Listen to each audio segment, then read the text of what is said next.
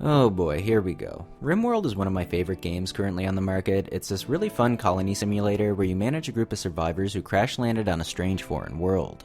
The gameplay focuses on micromanagement and building of the colony as well as the pawns that inhabit it. While the game is extremely in-depth and strategic, where it really shines is the randomly generated narratives that affect your pawns' lives.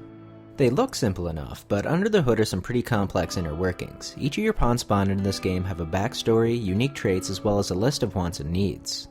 It's pretty wide-reaching. Your pawns can range from a simple farmer who's a good shot with some medical knowledge, to an awkward nerd turned sex slave who happens to run super fast. Okay, so maybe I modded one of those examples. Point is that your pawns are complex and can develop romantic relationships with other pawns. Recently, Rimworld has come under fire by the quote-unquote media for its take on relationships. I'm referring to a recent article by Rock Paper Shotgun, which was also covered by Kotaku and Polygon, and Lord knows what other outlets, condemning the creator for coding the game in a sexist way.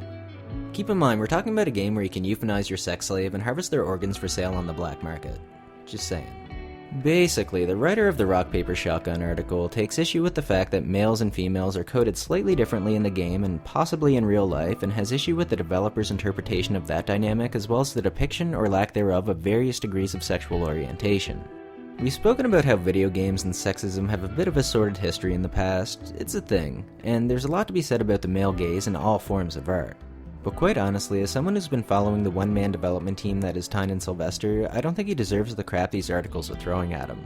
I've been following this game since its first commercial availability. I can tell he does his best to add features and content that the community wants, and if you want a polygamy as a feature, you probably could have just asked him nicely. Instead, we get this nice attack piece filled with just sheer incompetent research. One example from the Rock Paper Shotgun article cites that pawns with disabilities will always be found less attractive. Sounds pretty bad, until you play the game for 5 minutes and realize that disabled is a status in the game for pawns that are injured and need medical attention. I don't know about you, but I love it when I'm bleeding out after being shot several times by aliens and my doctor decides to hit on me instead of giving me the medical attention that I need to live.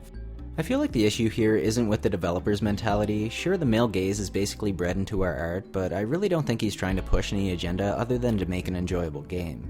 Which is more than what I can say about the author and publisher of this article. This kind of thing is exactly why the gaming media is seen as a joke right now. Journalists are supposed to have integrity, not agendas. Anyway, I gotta meet up with some black market traders in a few minutes here. What do you guys think? Thanks for watching. Peace out.